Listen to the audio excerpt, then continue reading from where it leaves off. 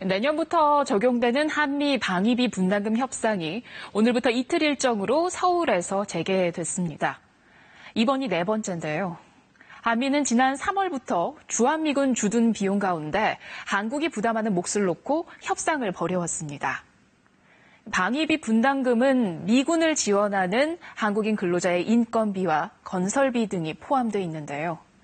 최근까지 미국은 전략자산의 한반도 전개 비용까지 부담하라고 요구해 양측은 좀처럼 접점을 찾지 못하고 있습니다. 그런데 북미 정상회담 이후 변수가 생겼습니다. 을지 프리덤 가디언, 해병대 연합훈련 등 예정돼 있었던 한미 연합훈련이 잠정 중단된 겁니다.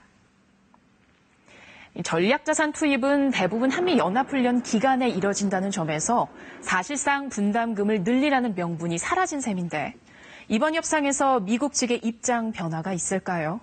정세배 기자가 방위비 협상 쟁점과 전망을 분석해드립니다. 지금 보시는 이 화면은 지난해 12월 미국의 대표적인 전략폭격기 이 B-1B 랜서가 한반도에 전개했을 당시 모습입니다. 당시 B-1B 전략폭격기는 괌을 출발해 한반도로 날아와 강원도의 훈련장에 폭탄을 투하하고 돌아갔는데요. 미군이 보유하고 있는 전략폭격기는 이 B-1B를 포함해 B-2 스텔스 폭격기, 그리고 B-52 폭격기 등입니다. 이 미 공군이 계산한 B-1B 폭격기의 한반도 1회 출동 비용은 약 13억 5,700만 원 정도. 이 세 종류의 폭격기가 한꺼번에 한반도에 전개할 경우 37억 원 정도가 드는 것으로 추정됩니다.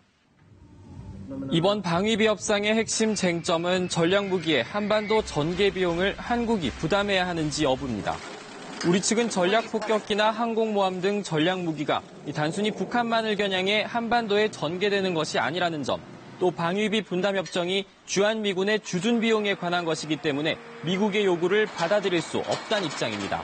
지난 세 차례 협상 때와는 달리 한미 연합훈련이 잠정 중단된 상황은 협상의 새로운 국면을 형성하고 있습니다. 한반도 안보 환경을 둘러싸고 많은 변화가 예상되는 가운데 협의의 원만한 타결이 중요하다는데 우리 모두가 동의하리라 생각을 합니다.